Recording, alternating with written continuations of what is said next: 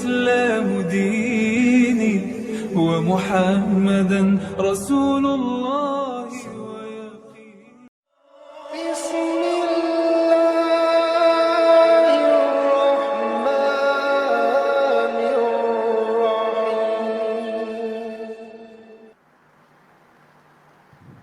الرحيم. Siapa yang diusir, Pak? Matius 7, 22, 23. Kalau ingin lengkapnya baca dari ayat 15. Peringkopnya hal ajaran sesat. Saya itu sampai hafal peringkop-peringkopnya loh. Gimana sih? Iya, makanya tadi kan saya sudah bilang saudara-saudara ini mempelajari Bible, mempelajari ini sangat dalam ya. Oke, Matius 7 ayat 22, Ya. 23. Dari 21 dulu.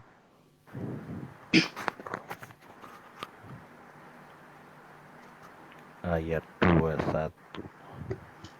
Bukan setiap orang yang berseru kepadaku Tuhan, Tuhan akan menduduki kerajaan surga, melainkan mereka yang menuruti kehendak Bapakku yang di surga. Anda menyembah Yesus, apa itu termasuk kehendak Bapak?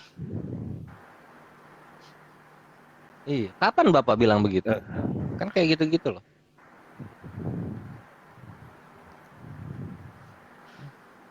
Ini Orang di sini nih mempelajari lawannya makin kuat greget Islamnya. Itu kehendak Bapak itu, Bukan. Bapak Paulus.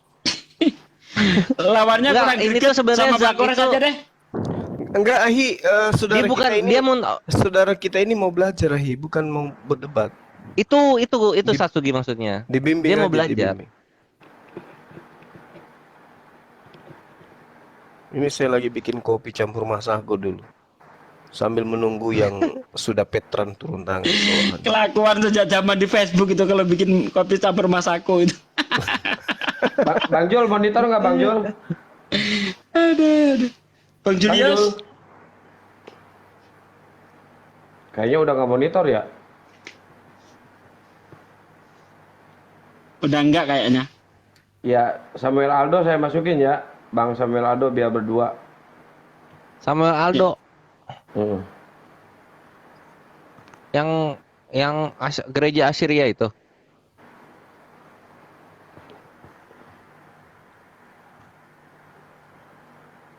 Jadi gado-gado nanti.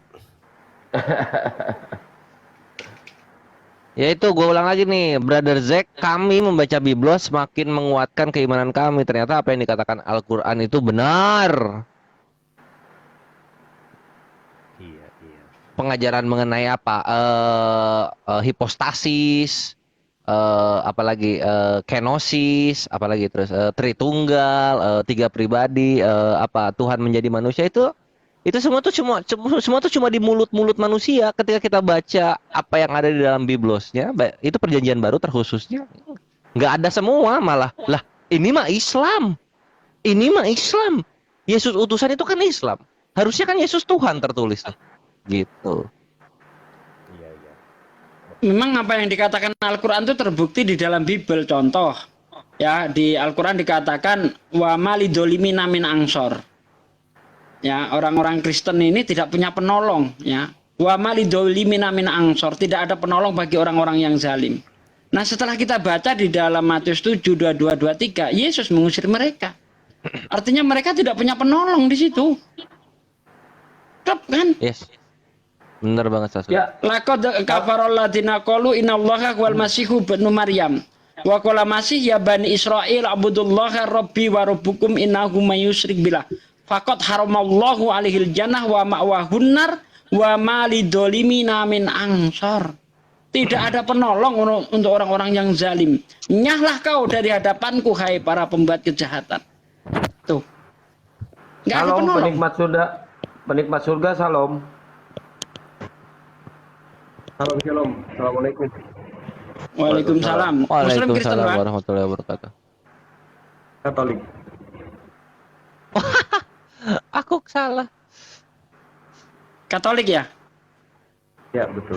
Oh iya. Ya, Silakan, Bang. Kenapa mau naik? Tadi dengar saja, serasa asik obrolannya. Bagian mana yang asik untuk dibahas? Hanya dengar dengan apa ini? Soal ketuhanan Yesus. Ketuhanannya Yesus. Ada yang mau dikomentari barangkali dari apa yang diingat yang sudah didengar? Mungkin apa ya? Semua orang kan bisa punya persepsi yang berbeda-beda, punya pendapat berbeda, punya penafsiran yang berbeda. Hanya saja mungkin saya mendengar atau salah mendengar ya. Ini kita terlalu memaksakan penafsiran kita terhadap keimanan orang lain. Jadi Boleh kita buang dulu penafsiran? Boleh nggak kita buang dulu penafsiran? Kenapa mesti dibuang, Bang? Ya supaya kita tuh jadi sama gitu loh. Berbeda itu pasti, Bang. Jangan. Supaya kita sama. Mau sama nggak? Tidak. Mau sama nggak kita? Tidak. Nggak mau sama. Iya. Itulah gunanya perbedaan, Bang. Ya udah, apa yang ditafsir? Ayat mana yang ditafsirkan sehingga Yesus menjadi Tuhan? Kenapa? Ayat mana dalam perjanjian baru yang ditafsirkan sehingga Yesus menjadi Tuhan? Ini dari pengetahuan saya atau bagaimana? Tentunya dari pengetahuan saudara. Sudah ada 4 kata saja itu. Boleh. Sepertinya kan saya mendengar tadi saudara-saudara semua ini kan lebih paham soal Bible, Alkitab kan? Itu. Alhamdulillah iya. Nah, itu. Hanya saja mungkin itu terlalu menurut saya kan. Saudara-saudara ini mungkin lebih fokus kepada keimanan orang lain daripada keimanan tersendiri. Nah, untuk soal ketuhanan Yesus itu boleh dilihat saja 4 kata yang ada di Yohanes 10, 10 ayat 30. 30. Satu itu sebagai apa? Silakan ditafsirkan.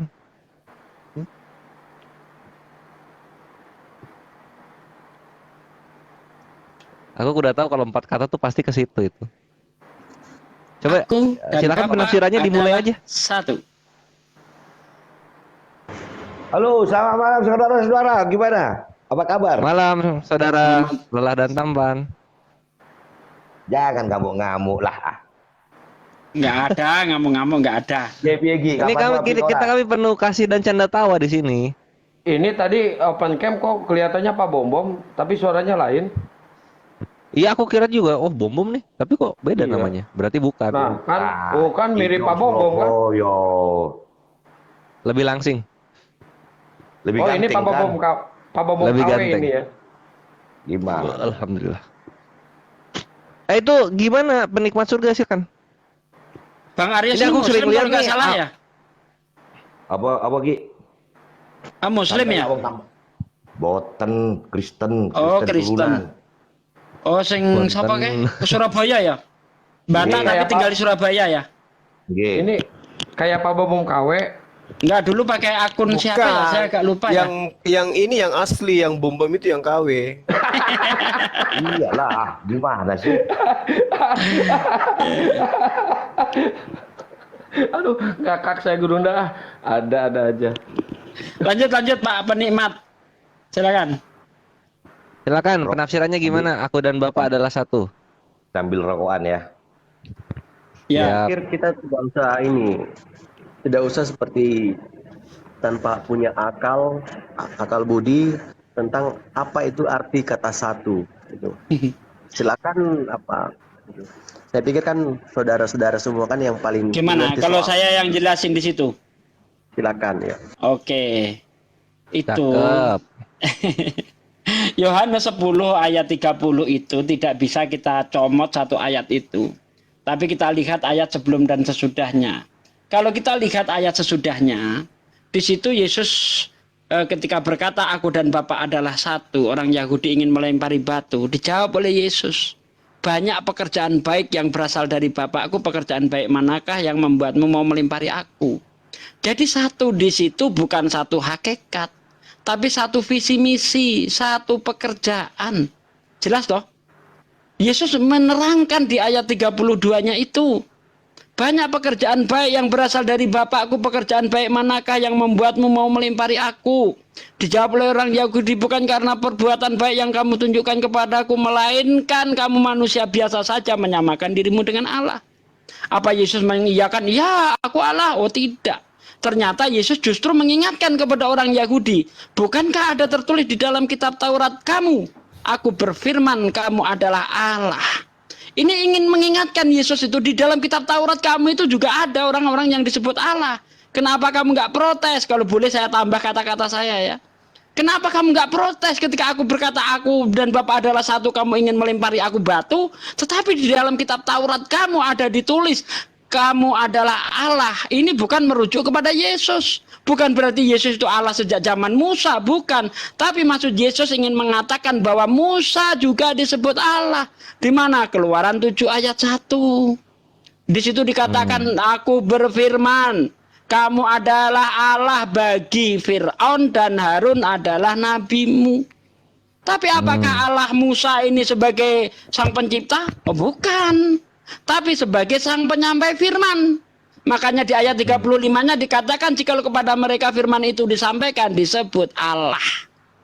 Artinya apa? Musa menyampaikan firman kepada Fir'aun, makanya dia digelari Allah.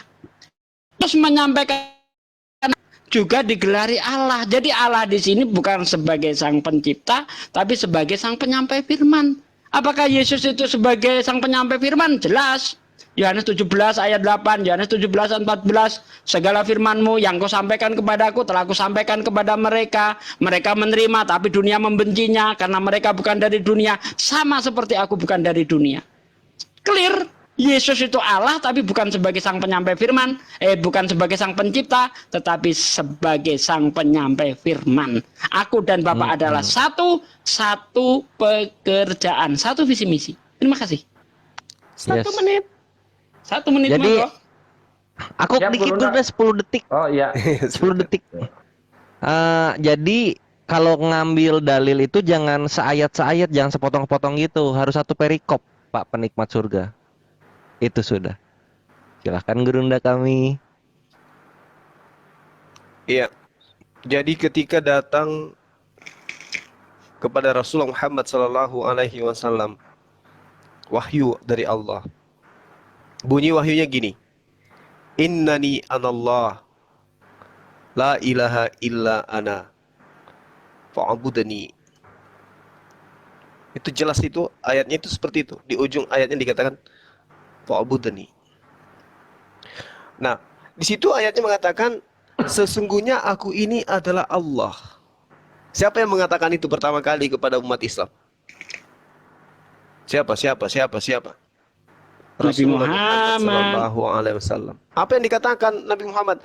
Innani anallah la ilaha illa ana. Sesungguhnya aku ini adalah Allah. Tidak ada Tuhan selain aku. Wah, kalau orang Kristen ini, teman-teman kita Kristen ini dikatakan seperti itu di depannya oleh baginda Muhammad sallallahu alaihi wasallam pada masa itu, maka seketika teman-teman Kristen akan menganggap Rasulullah itu adalah Allah.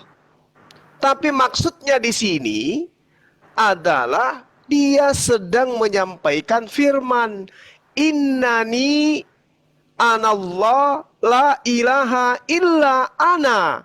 Sungguh-sungguh aku ini adalah Allah, tidak ada Tuhan selain aku. Fa'budni, maka sembahlah aku. Bayangkan, kalau orang Kristen didatangi oleh Nabi Muhammad, wahai orang Kristen, aku ini adalah Allah, tidak ada Tuhan selain aku, maka sembahlah aku. Maka seketika Anda akan memahami bahwa Rasulullah Muhammad SAW itu adalah Allah. Dia adalah Tuhan. Padahal dia sedang menyampaikan firman Tuhan. Begitu juga Yesus. Aku tidak berkata-kata dari diriku sendiri. apa yang aku katakan adalah apa yang diperintahkan oleh Bapa untuk aku katakan dan aku sampaikan. Yohanes 12 nomor 49. Jadi kalau misalnya Yesus berkata, wahai seluruh umat manusia, sesungguhnya aku ini adalah pencipta langit dan bumi, tidak ada Tuhan selain aku, maka sungguh-sungguh Nabi Isa atau Yesus itu bukan Tuhan. Dia hanya menyampaikan firman. Kenapa dia bukan Tuhan? Karena dia manusia.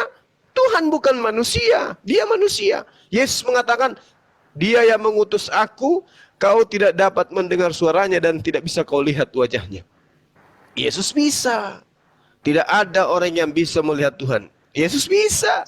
Berarti yang kita lihat ini adalah manusia bukan Tuhan. Meskipun mulutnya mengatakan, wahai seluruh umat manusia, aku Tuhan, tidak ada Tuhan selain aku, maka sembahlah aku. Tidak akan mungkin dijadikan Tuhan. Apalagi kalau hanya mengatakan, aku dan Bapa adalah satu.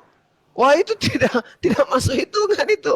Kenapa? Di dalam Yohanes 8, Yesus mengatakan bahwasanya aku dan Bapa adalah dua. Itu jelas itu. Yesus sendiri mengatakan di dalam Yohanes 8 itu bahwa aku dan Bapa adalah dua. Benar enggak, Akhi Sugi, guru saya? Itu tentang dua kesaksian itu. Nah, ada dua yang bersaksi. Siapakah yang dua bersaksi itu? Aku yang bersaksi dan yang satunya adalah Bapakku. Itu di Yohanes 8 tuh dikatakan. Dan kalau aku menghakimi, maka penghakimanku itu benar. Sebab aku tidak seorang diri, tetapi aku bersama dengan dia yang mengutus aku. Bersama maksudnya aku berdua.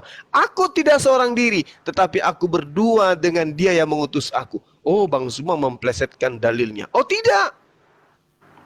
Baca selanjutnya. Nomor 17-nya. Dan dalam kitab Tauratmu ada tertulis bahwa kesaksian dua orang adalah sah. Ini sudah disebut oleh Yesus. Kesaksian dua orang adalah sah. Nah, apa sambungannya? Akulah yang bersaksi tentang diriku sendiri, satu, dan juga Bapa yang bersaksi, yang mengutus aku bersaksi tentang aku, dua. Berarti aku dan Bapa adalah Dua. Terbantahkan tadi. Lebih hebat baginda Rasulullah Muhammad sallallahu alaihi wasallam. Innani anallahu la ilaha illa ana fa'budni wa aqimis salata li zikri. Sungguh-sungguh aku ini Allah, tidak ada Tuhan selain aku, maka sembahlah aku dan laksanakanlah salat untuk mengingat aku. Tidak ada satupun orang Arab kemudian menyembah baginda Rasulullah Muhammad sallallahu alaihi wasallam. Maka agama itu harus berbareng dengan akal. Demikian, silakan yang lain. Ya, lanjut Pak, tanggapannya Pak penikmat. Saya mau ke belakang dulu. Oke. Ini mungkin Jadi- Pak Aris mau menambahkan. Halo, selamat malam. Gimana kabar? Iya, silakan Pak. Kalau ini kan room muslim, saya nggak tanya Kristen, soalnya saya kan Kristen ya kan. Saya mau tanya dulu ya. Saya dulu waktu SMP sambil bercerita lah kita ya. Ada kawanku kan, cewek. Waktu itu kan sholat Jumat istirahat ya. Aku tanya beliau, cewek ini, kenapa kau nggak ikut sholat? Aku bilang, nggak boleh bang, nggak wajib kami. Dia bilang, coba jelaskan dulu. Saya pertanyaan ini saya sampai sekarang saya tanya orang kurang puas bang. Coba dulu jawab, kenapa? Soalnya kan di mata Tuhan manusia sama toh. Kenapa seorang cewek tidak wajib, seorang cowok wajib? Coba dulu terangkan.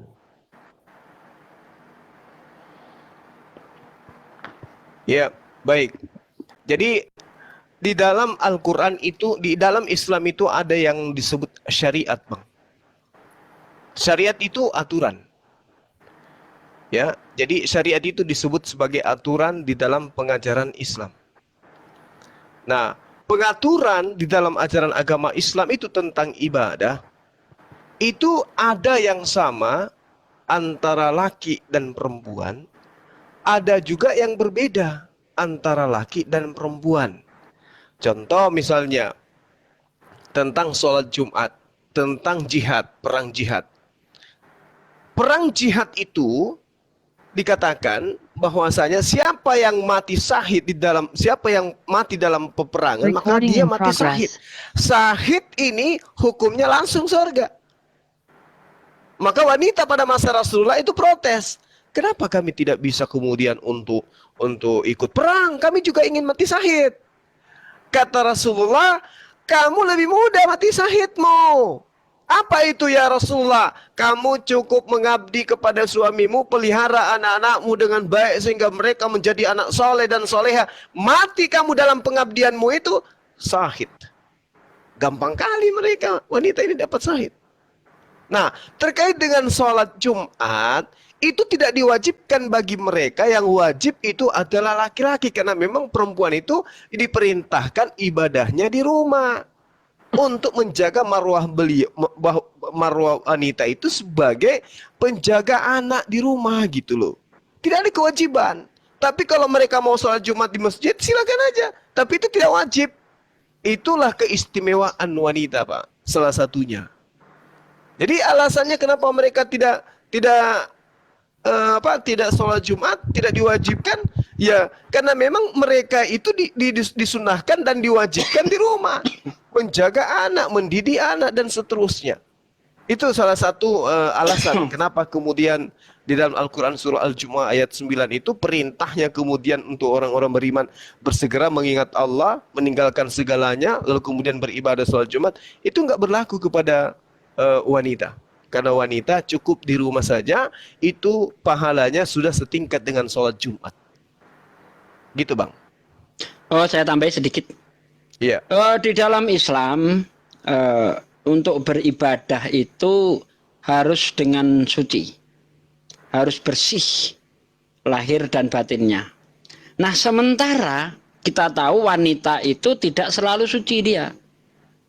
Contohnya ketika dia sedang haid. Di dalam Islam, wanita yang sedang haid tidak boleh beribadah. Dalam arti tidak boleh melakukan ibadah yang yang makruh ya, seperti puasa. Nah, wanita tidak diwajibkan puasa ketika dia datang haid. Sholat Jumat, wanita nggak diwajibkan. Nah, kalau diwajibkan wanita itu menjalankan sholat Jumat, wah ini bahaya. Sedang haid nekat sholat Jumat nanti. Makanya lah di situ wanita itu tidak diwajibkan karena terkait dengan itu tadi. Wanita mengalami yang namanya haid. Haid itu tidak boleh beribadah. Ya, ibadah-ibadah yang seperti puasa, seperti sholat. Nah, itu tidak boleh baca Quran. Nah, mereka tidak boleh. Nah, makanya tidak diwajibkan di situ. Itulah kebijaksanaan di dalam hukum-hukum Islam. Begitu. Gara-gara haid ya? Ya, bahkan kalau Anda lihat di dalam kitab Anda, di dalam kitab Imamat 15 ya, kalau wanita itu sedang haid, wah itu malah perlakuannya sangat ekstrim. Tidak boleh memegang apapun. Karena yang dipegang itu akan menjadi najis. Dia diasingkan. Boro-boro beribadah, Pak. Memegang sesuatu, najis yang dipegangnya itu. Nah, kalau Islam lebih lunak. Tidak boleh beribadah itu saja. Tetapi aktivitas lain boleh. Masak boleh. Ya kan? Memegang sesuatu tidak najis. Nah, bedanya di situ. Tetapi kalau di dalam kitab Anda, di dalam kitab Imamat 15, Anda baca sendiri bagaimana orang yang wanita haid. Imamat 15 ya, Akhi ya, seingat saya. Betul enggak? Iya, betul. Nah, coba itu. Harus diasingkan wanita. Nah, itu Pak. Ke Islam lebih lunak, tidak boleh sholat Jumat. Nah, udah. Lanjut. Oke lah, ini pertanyaan terakhir, ini sudah larut malam ya. Islam. Ini saya ambil pulpen ya, Islam. Agama penyempurna. Artinya apa, Bang? Monggo, Akhi. Iya. Jadi gini. Para nabi ketika diutus di atas muka bumi ini itu membawa syariat, dan syariatnya itu dibebankan kepada mereka untuk kaumnya sesuai dengan landasan zaman dan kemampuan kaumnya pada masa itu. Contoh ini Bang. Ini analogi sederhana yang dibawa oleh guru saya tadi tentang Imamat 15 supaya kita membuktikan bahwa Al-Quran itu betul-betul menyempurnakan. Gini bang, Ketika jangan ambil ke kitab dulu bang, ke kitab gini loh bang ya dalam ya, arti karena ada agama korelasinya bang, ada korelasinya. Kan Ada korelasinya, kenapa Pak. dikatakan sempurna? Karena yang tadi tidak sempurna, makanya Nah, gini dijelaskan. loh, kan di Al-Quran dikatakan bang ya, aku dengar ya, Isa Al-Masih itu membawa Injil dari bayi, iya kan? Injilnya kemana bang? Loh, kalau itu biar diselesaikan dulu, jangan ditambah. Oke, lanjut. Jangan Lanjut, ditambah pertanyaan dulu. Biar selesaikan dulu dong. Oke, lanjut, yo. Iya. Iya. Jadi gini, kita ambil satu poin aja dulu tentang haid yang tadi. Disempurnakan ajaran itu. Kalau haidnya wanita di masa lampau, di ajaran-ajaran terdahulu, itu spesial. Hukum yang diberikan hanya diperuntukkan kepada kaum terkhusus, kepada kaum di mana ajaran itu diutus gitu loh. Hanya kepada penggolongan orang-orang Yahudi saja. Contoh seperti yang diterangkan di Imamat 15. Kenapa itu tidak bisa kemudian untuk bangsa lain? Memang nggak bisa. Karena kapan itu diperuntukkan ke bangsa lain, maka dunia akan berhenti bergerak. Tidak ada kehidupan di atas muka bumi ini seketika. Kalau Imamat 15 itu masih berlaku sampai hari ini. Coba Anda lihat di dalam Imamat 15 itu. Apa yang tertera di sana? Seperti yang diterangkan tadi, wanita yang haid ketika menyentuh benda yang disentuh oleh orang lain ini, orang yang menyentuhnya akan kena najis, dihitung tidak tahir dia sampai matahari terbenam. Dan orang ini bila menyentuh orang lain tersebut juga demikian. Begitu seterusnya. Jadi wanita yang haid ini harus diungsikan ke hutan yang tidak ada manusia di dalamnya. Tapi mau kemana manusia-manusia ini mau diungsikan? Sekiranya ajaran itu masih berlangsung sampai hari ini, maka tidak ada kehidupan. Tidak ada kehidupan. Tidak ada presiden wanita, tidak ada guru, tidak ada dosen, tidak ada. Pokoknya nggak ada wanita itu nggak. Wanita itu racun dunia jadinya. Betul-betul wanita itu racun dunia. Tidak bisa disentuh dia kalau haid. Kapan ada wanita haid dalam serumah, maka saya pastikan serumah akan kena najis. Serumah akan kena najis. Nah, lalu kemudian wanita haid ini itu dikatakan suci nanti ketika masuk ke hari ke-14, ke-15. Dan hari ke-15-nya mereka kemudian diperintahkan untuk menyembelih 2 burung merpati. Wajib. Bayangkan kalau seluruh dunia wanita haid dalam 1 bulan, itu berapa miliar burung merpati harus dipotong setiap bulan. Dan ini berlaku tiap bulan. Berlaku tiap bulan. Burung merpatinya mau didapat di mana itu? Nah, itu satu. Sehingga Islam datang menyempurnakan ajaran itu. Kenapa disempurnakan? Karena ajaran tadi spesial untuk satu golongan, sekarang disempurnakan untuk seluruh umat manusia. Maka kaidah syariatnya itu berbeda dengan syariat yang datang sebelumnya. Wanita haid boleh beraktivitas apapun, kecuali satu, dia tidak boleh melakukan senggama. Yang lainnya boleh. Boleh mengajar, boleh kemudian beraktivitas seterusnya dan lain-lain sebagainya. Itulah yang dimaksudkan disempurnakan. Ajaran yang tadinya khusus hanya untuk satu golongan, begitu ia datang, itu diperintahkan untuk seluruh umat manusia. Itu satu. Kedua, di dalam kitab saudara, perintah membunuhnya ketika mengepung satu wilayah, tidak boleh ada yang disisakan hidup. Semua yang bernapas harus mati. Nggak boleh ada disisakan. Mau dia binatang, mau dia tumbuhan, mau dia anak-anak, mau dia janda, orang tua, jompo, semua harus dilenyapkan. Jangan kau biarkan apapun yang bernapas. Itu di dalam kitab yang Anda gunakan. Nah, lalu kemudian ketika datang Al-Quran, tidak boleh. Malah Al-Quran mengatakan ketika mereka kemudian menyerah dan memohon ampun, maka sampaikan dia, antar dia sampai ke tempat yang aman. Ini dalam perang, Pak. Dalam perang. Al-Quran mengatakan demikian. Apabila mereka menyerah, lalu kemudian minta perlindungan, maka antarkan mereka ke tempat yang aman.